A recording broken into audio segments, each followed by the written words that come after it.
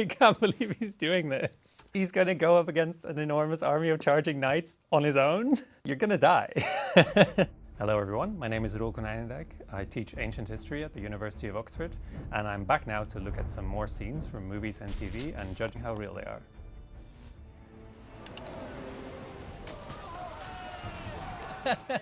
This is 13 years after Saving Private Ryan, and we're still just like, no, that's how you do an invasion. This is a modern landing craft that they've dressed up to look vaguely medieval-ish. This actually happened in the sense that a French army landed on English soil during the period of the Barons' Revolt, but it wouldn't have landed in these landing craft, which are specifically designed to support a modern amphibious landing. And in fact, historically, this landing was unopposed. If the enemy's landing on a beach like this, there's only one way up the cliffs. Why would you go down there and fight them? You just block off that ramp and watch them starve to death or go home. It's your choice, really. You don't have to fight. You don't run any risks. It's better for everybody.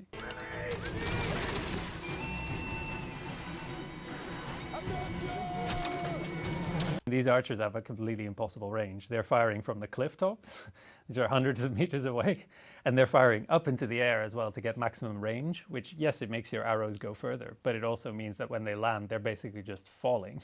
They have no force. So if you hold your shield up, they're just going to ping off your armor or your shields.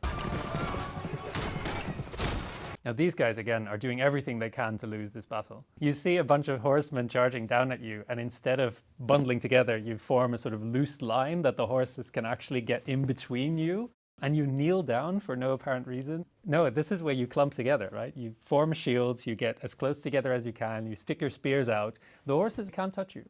They don't want to get in so close to an object that they can't get through, so they're not going to charge in. And then you have the range advantage because you have a spear and the guy on the horse seems to just have a hammer. So you're just going to poke them. I would give it a 3 out of 10. The landing craft are obviously wildly unhistorical.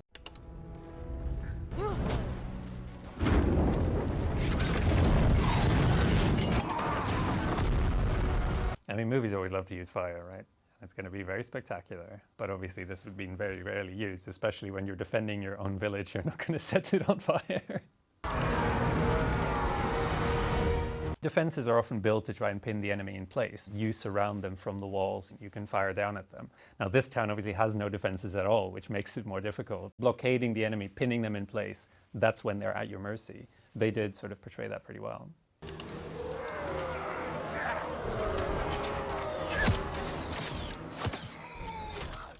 Ambushing with archers is usually quite effective. You try to hide these people and then they pop out when the enemy's most sort of blocked and confused and doesn't know where they're going.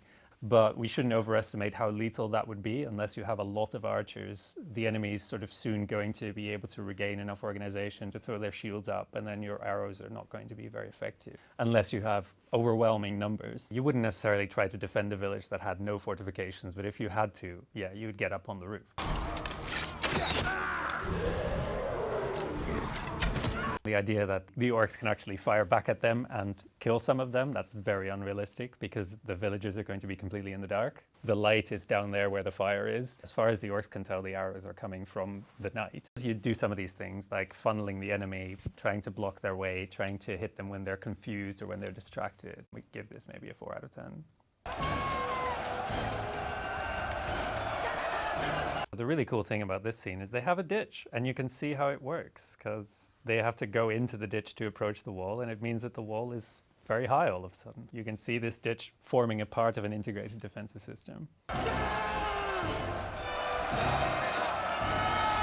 The fighting for the ladders and trying to make your way onto the walls, and all of that, broadly speaking, is accurate. There would be a lot of engineering, there would be a lot of times in history when siege warfare is a place where a lot of technological innovation happens in a very short time. And you have famous instances like when the Romans attacked this Greek city of Syracuse in Sicily. Archimedes is one of the defenders, and he supposedly came up with all these different devices. They were so sort of new and innovative and strange that the Romans supposedly, towards the end of this siege, became so afraid of these devices that if they just saw a bit of rope dangling over the wall, they would run away because they were terrified that Archimedes had some new devilry to throw at them. So this idea of using strange machines in the defense of a city is historical. It's just that these particular things that they've come up with here, they literally don't do anything that a thrown rock couldn't do. These balls just make no sense. Well, the marble shoots, and when you know where the balls come out, you just step aside, right? If you get hit by these balls, you have no one to blame but yourself. It has some things right. You got to give points for a good ditch. I'll give it a 5 out of 10. We were ordered by Pierre to hold this bridge. There's a siege of Limoges, which they've turned into the Battle of Limoges for some inexplicable reason. You can see the city burning in the background. This was a complete English victory. They just overcame a small garrison in this city and then murdered everyone. But there was no battle outside the walls or anything like that. So they're trying to tempt the French into attacking by killing hostages in front of them. Now, in the 100 Years' War, it was a fairly common thing for the English to provoke the French knights as a way to win. So several of their most famous victories at Crécy, Poitiers, and arguably Agincourt, the French knights charged when they shouldn't have. And this caused chaos. They charged into prepared positions, they charged into disadvantageous terrain, all these kinds of things. So the English clearly thought of this as a great way to win. And I think they were just trying to transpose this into the story of the Siege of Limoges, but it doesn't belong there. That one guy who just runs out like, what are you going to do? Like, my guy, don't. He's going to go up against an enormous army of charging knights on his own? You're going to die. They're saying at the beginning, we have orders to defend this bridge. Strategically senseless, because you can just ford the river. So if they're trying to stop the English advancing across the river, which is what I guess you're doing when you're defending a bridge, the English can just walk across. They don't form a formation, they don't have archer support, they don't seem to have any cavalry nearby. They're all going to die, I'm afraid. Should we give it a 2 out of 10 because it got the date right?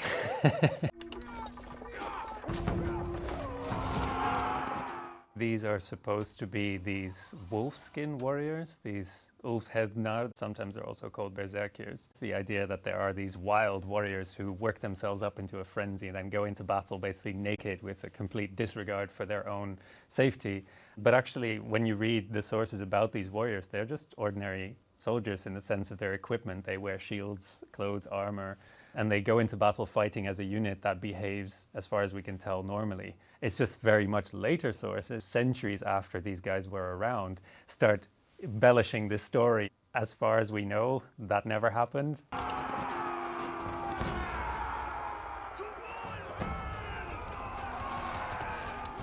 The spear throwing is actually something that's very realistic. They would throw their spears in battle, but then of course they would fight in close combat wearing armor, helmets, and swords and shields for the most part.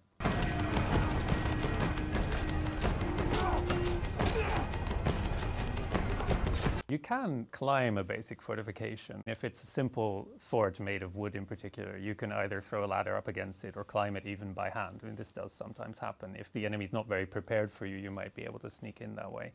But if it's defended at all, this is going to go very badly.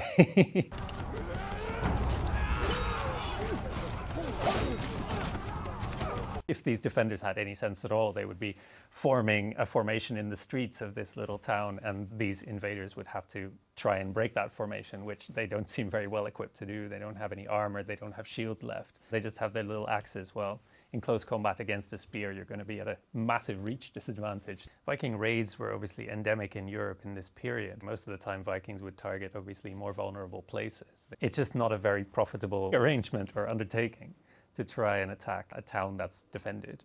So you'd go after isolated farmsteads, monasteries, perhaps settlements that didn't have any kind of wall or palisade even, so that you could actually just walk in and take what you wanted.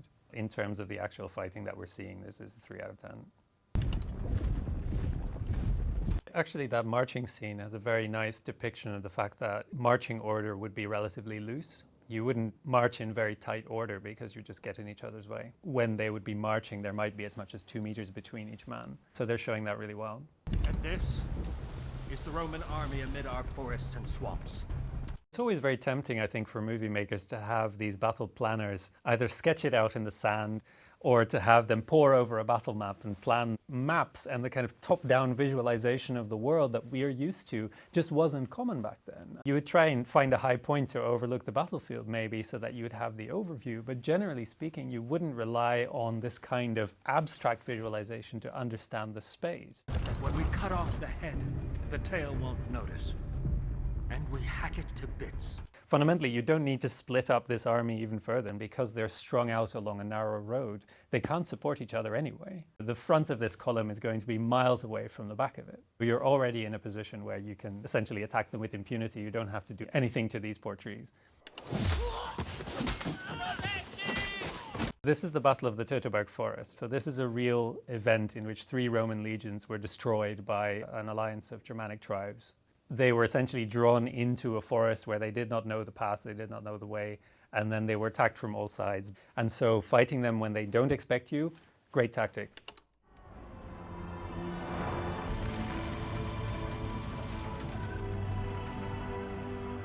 In the account of the battle that we have, it was raining, so good luck with making a big fire in the middle of this field. There was a huge downpour which distressed the Romans because it made the ground all slick and slippery. It ruined their visibility, it soaked their equipment. They weren't able to operate well because it was raining all the time. They're using it to try and split up this formation, but again, there's no point. If you're coming at them from all sides, you're pushing them back into their own formation. And the closer they get together, the harder it will be for them to maneuver, to fight, to get organized. That's how you beat them. So making big lines of fire in between to separate them actually works against you, because then they have nowhere to go but directly into you, and they're going to fight all the harder. So this is actually a terrible idea, but obviously it looks really good on screen, so that's what we're going with. I think it deserves an 8 out of 10.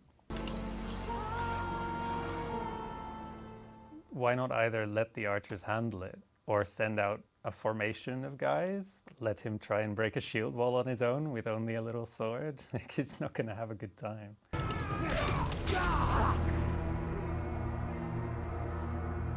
Obviously, every time he has to fight someone, he stops. That's when he would get shot.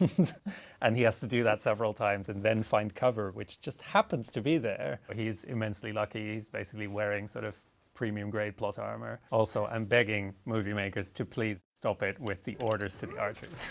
This never happened. The knock, draw, lose thing, it's not real. Don't let anyone convince you otherwise. The crab feeders men, the men in yellow, they actually have these swords and bucklers, which is a very particular style of combat where they have these curved swords and these very small shields. Usually they would have been made of metal, and you can actually use them both to guard yourself and to attack. So they have a very particular style of armor that you don't see in movies or TV series a lot. So.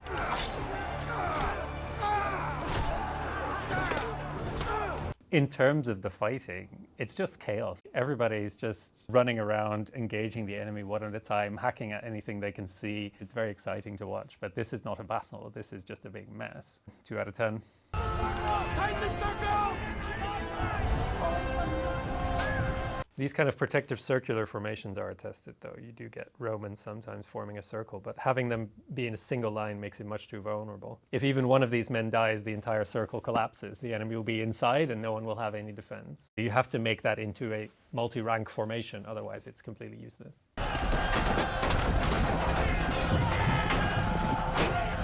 They just throw themselves at these Romans like a zombie horde or something. It's kind of sad to see this kind of portrayal of Northwest European peoples, essentially. There's this tendency to turn actual well-equipped fighters into these wild, shirtless barbarians, because all the way back to essentially Greek and Roman times, we have this stereotype that the people from the north, people from the forests of Europe, are these sort of barely civilized wild men. They knew how to equip themselves, and wealthy warriors in all of these societies would have been just as well equipped as the Romans in this scene.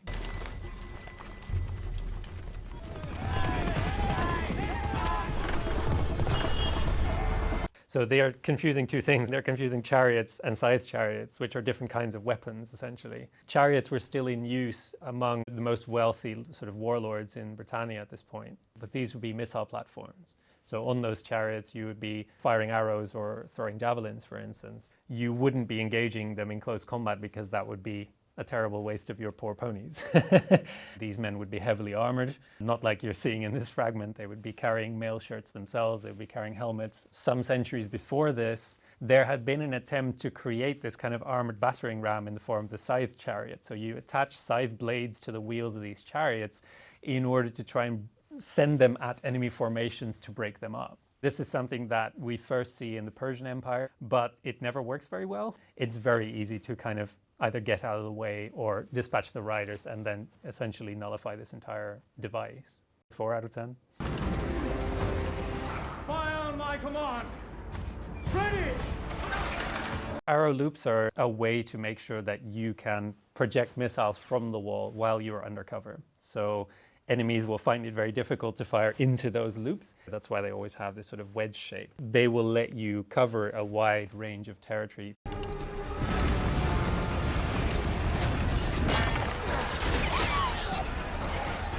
These guys have been here, according to the story, for 10,000 years defending this gap. I don't know what they did. Like, they built the most simple wall they could for about a week, and then they, I guess, did crossword puzzles. This is incredibly primitive in terms of what it's trying to achieve as a defensive fortification. It's just a single wall. There's nothing you can do about them climbing up, breaking in, and getting to where you are. Make sure the walls have bastions so that you can cover the foot of the wall, so that you can defend yourself against an enemy that actually reaches you. The actual scene they show us is a 1 out of 10, absolutely worthless. Always looking for the crossbowmen and they're never there. There's like one guy, I think, among the French outside the walls who has a crossbow. But these should be quite prestigious warriors. The French's answer to the longbow is to have these armored crossbowmen show up in battle. They treasure them a lot and they spend a lot of time training as crossbowmen. And some of the wealthiest city dwellers would equip themselves as crossbowmen for these fights. You also have pavises, which are basically great standing shields that are used as cover, mostly for crossbowmen or archers. It's basically just a door that you're carrying around that you set down in front of you so that arrows will get stuck in the board, basically. So they're using those to try and defend themselves, but then they stand way behind it, which is great, I guess. Like, why did you bother then? No one's wearing helmets, which is also great. You can always say, like, oh, we want to see the actors' faces. There are arrows flying everywhere. You want to protect your head.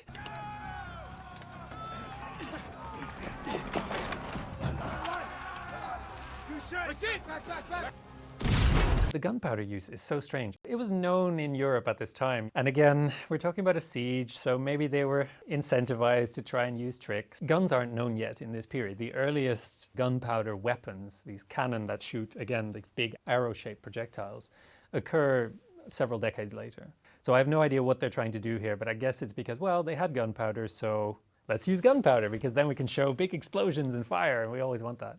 It has nothing to do with history. This kind of weapon isn't real, and in fact, this fight didn't happen. 2 out of 10.